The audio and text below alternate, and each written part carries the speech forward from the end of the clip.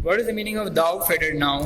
दाउ faded now मतलब यद्यपि अभी यह फीका पड़ चुका है, मतलब ये फीका हो गया है, इतना पुराना काफ़ी हो गया है, फिर भी इसके सरफेस पर जो कम्बिनेशन है इंडिगो और येलो का, येलो और इंडिगो का जो इसके ऊपर कम्बिनेशन है बहुत ही मार्वेलस, बहुत ही डैशिंग प्रतीत हो रहा है, लग रहा है। ये बहुत ही खूबसूरत प्रतीत हो रहा है, यद्यपि यह फीका पड़ चुका है। इतना बेहतरीन स्मारक है, मन करता है कि ले जाऊं इसे। मैं इसके लिए हर वो बोली लगाऊंगा, because it is better than anyone else. मतलब वो फॉरेनर, वो स्ट्रेंजर अब हर बोली लगाने को तैयार है। मतलब बोली लगाने का हक किसी भी भारतीय को देने के लिए वो तैयार था, उस बेहतरीन स्टैचू के लिए जिसके पेडेस्टल पर वो खड़ा था। और कहता है, और फिर उसने कहा, how do you people of this country achieve this flaming colours? इतना अच्छा फ्लेमिंग बेहतरीन रंग आप भारत के लोग, आप इस देश के लोग कहाँ से कैसे प्राप्त करते हैं, कैसे प्राप्त कर लेते हैं? How do you people of this country achieve this flaming colours? Flaming colours मतलब समझ रहे हैं ना, फ्लेम लाइक फ्लेम, प्रज्वलित होने वाली, बिल्कुल प्रज्वलित होने वाली रंगें, प्रज्वलित सी प्रतीत होने वाली। जैसे कि दिया का जो लौ होता है प्रज्वलित होते रहता है, पुराना होने के बावजूद दिया का उसके ऊपर जो रुई लगी रहती है वो प्रज्वलित होती रहती है पुराना होने के बावजूद। बिल्कुल उसी प्रकार ये स्मारक भी काफ़ी पुराना हो जाने के बावजूद इसके ऊपर जो रंगें हैं वो फ्लेमिंग हो रही हैं, मतलब प्रज्वलित होते जा रही हैं। ऐसा फ्लेमिंग कलर्स आप इस देश के लोग कैसे प्राप्त करते हो, कहाँ से अचीव करते हो, पूछ रहा है। कौन पूछ रहा? वो फॉरेनर। दिस आप देखो, दिस इज आवर गार्जियन। ये कौन का, देखो इन्वर्टेड कॉमा से स्टार्ट हुआ है। ये कौन कह रहा है? It is a reported speech. I am talking about grammar for a while. Inverted comma में है, ये रिपोर्टेड स्पीच में जा रहा है। अब फिर रिपोर्टेड स्पीच आ गया, ठीक है? तो बताओ, ये रिपोर्टेड स्पीच में ये हमारा गार्जियन है। एट द एंड ऑफ कलयुग this world and all the other worlds will be destroyed, and the Redeemer will come in the shape of horse called Kalki. This horse will come to life and gallop and trample down all bad men. ये देखिए कह रहा है Redeemer. What is Redeemer? मतलब अगुवाई करने वाला कोई आएगा। कलयुग में जो व्याप्त बारी तबाही, हिंसा, अत्याचार, दुराचार, बुराइयां जो फैल जाएंगी कलयुग के अंत में, उसका सफाया करने के लिए कोई महापुरुष अवतरित होगा, कोई रिडीमर, कोई अगुआ, कोई महान योद्धा, कोई महापुरुष, परमात्मा का अवतार अवतरित होगा, जिसका की नाम कल्कि होगा। वो कल्कि जब वो कल्कि का आगमन हमारे देश में होगा, तब ये घोड़ा विल कम टू लाइफ। ये घोड़ा वास्तविकता में कन्वर्ट हो जाएगा, वास्तविकता में प्रस्थान कर जाएगा, प्रस्तुत हो जाएगा हम लोगों के बीच। और इस घोड़े के पर सवार होंगे हमारे वो कल्कि देवता, और जितनी भी बुराई हैं, अत्याचार हैं, सबको वो, और जितने भी बुरे लोग हैं हमारे संसार में, सबको खत्म कर देंगे। मतलब कलयुग में जितने भी बुरे लोग होने वाले होंगे, जो भी जितने भी बुरे लोग, बुरे काम, बुरा समय आएगा कलयुग के अंत में, उस वक्त कोई रिडीमर एक जन्म लेगा। रिडीमर कौन है? गॉड विल कम, भगवान आएंगे in the shape of horse, एक हॉर्स के रूप में, कॉल्ड कल्कि, मतलब घोड़े पर सवार कल्कि नाम के कोई भगवान आएंगे at the end of Kalyug to destroy all the evils. And this horse अभी कह रहा है ये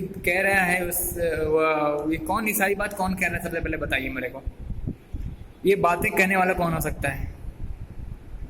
हाँ, वो बूढ़ा आदमी मुन्नी ही कह रहा होगा। मुन्नी ने कहा ये सारी बातें। This horse will come to life and gallop and trample down all bad men. Gallop and trample down का मतलब होता है सफाया कर देना. Gallop and trample down all the bad men. मैं सारे बुरे आदमियों को सफाया कर डालेगा. कौन कर डालेंगे? ये भगवान घोड़े पर सवार होकर के कल्कि नाम का ये भगवान आएंगे कलयुग के अंत में और सारे बुरे आदमियों का सफाया कर देंगे. Now, while he was brooding on his vision, the foreigner utilized the pause to say, I assure you that this will have the best home in the USA. I'm going to keep him right in the middle of the living room. Now, come on. While he was brooding on this vision, who is here? कौन brooding कर रहा था थोड़ी देर के लिए? Brooding means to wait for a while, to stop for a while. That is called pause. Not to stop for a long time. It is a wait for just a while period, for just a short interval of time. If you wait, you are speaking. If you wait or doing for just a short interval of time, that is called pause. यानी कि जब pause लगाता है कौन? वो बूढ़ा आदमी, वो बूढ़ा ओल्ड मैन, वो ओल्ड मैन जिसका नाम मुन्नी था, वो इन बातों को कहते हुए थोड़ी देर के लिए विराम करता है. उसी दौरान फॉरेनर उसकी उस पाउज कंडीशन को यूटिलाइज करते हुए कहता है टू से ही यूटिलाइज्ड, उसने उसकी चुप्पी को, थोड़ी देर की शांति को यूटिलाइज किया और कहा. टू से कहने के लिए उसने यूटिलाइज मतलब उसे उसके पाउज को यूटिलाइज किया और कहता है I assure you that this will have the best home in the USA. मैं आपको आश्वासित करता हूं कि इस प्रतिमा के लिए यूएसए से बढ़िया कोई और घर नहीं हो सकता है.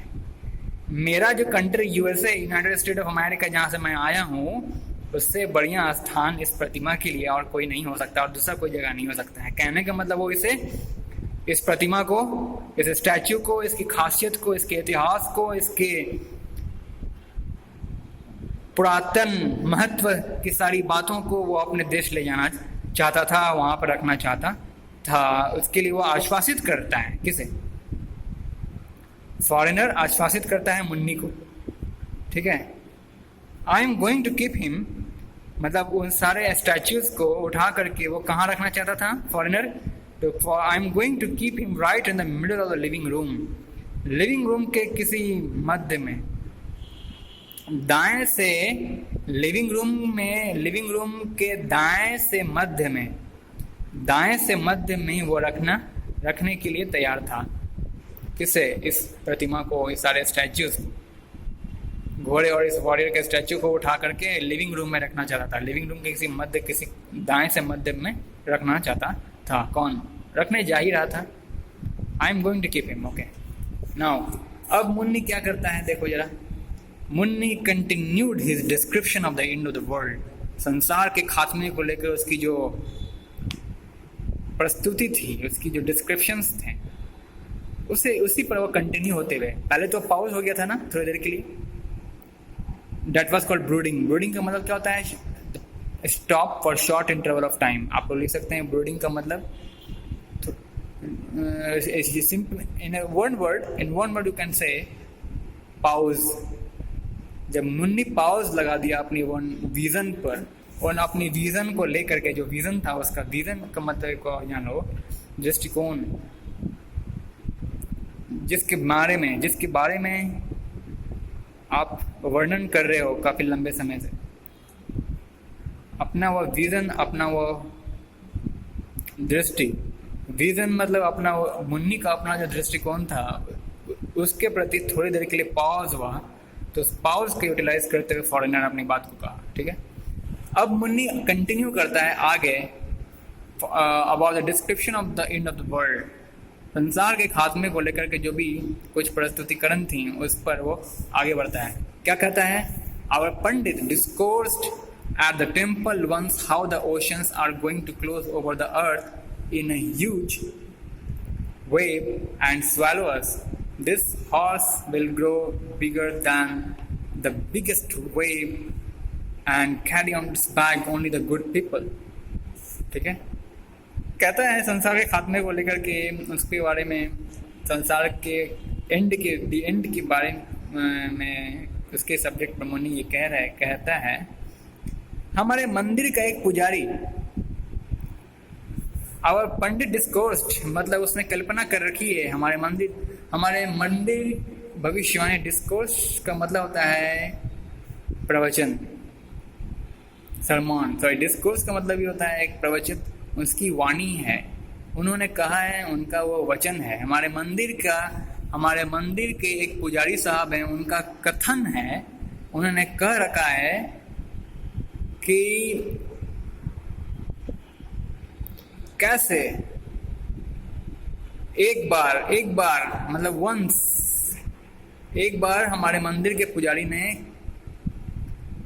कहा कि कैसे कोई पूरा महासागर, कैसे एक महासागर, ओशंस मीन्स महासागर, कैसे एक महासागर पूरे धरती को कवर कर लेगा, पूरे धरती को ढक लेगा, एक बहुत बड़ा विशाल काय रूप धारण करेगा और पूरे धरती को ढक लेगा, और हम सब उसमें अंदर में उसके लहरों के में हम ढक जाएंगे।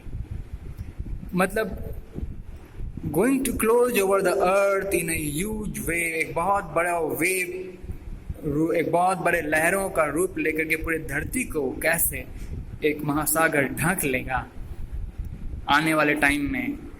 And this horse will grow bigger than the biggest wave, और इस महासागर के बड़े वेव से भी बड़ा रूप धारण कर लेगा ये हॉर्स, ये घोड़ा।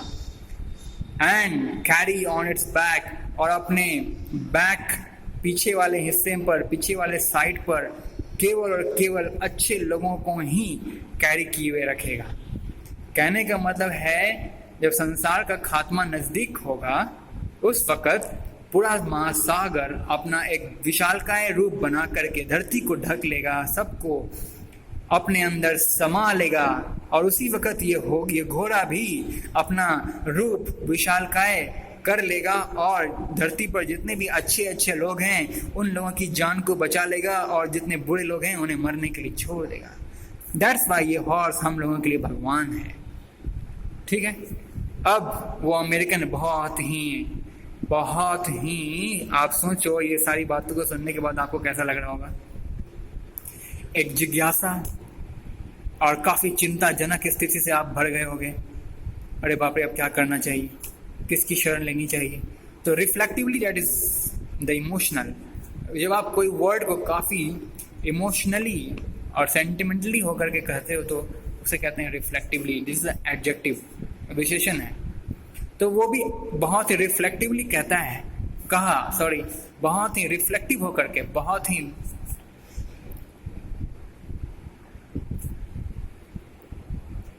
जिज्ञासु होते हुए उसने एक सवाल पूछा मुन्नी से, do you know when it is going to happen? Okay, Munni क्या आप जानते हैं कि ऐसा कब होने वाला है? कौन पूछा? He asked. Who asked? Foreigner. The foreigner now understood by the tone of the other that a question was being asked and said, how am I transporting it? I can push the seat back and make room in the rear, waving precisely at the back of the seat.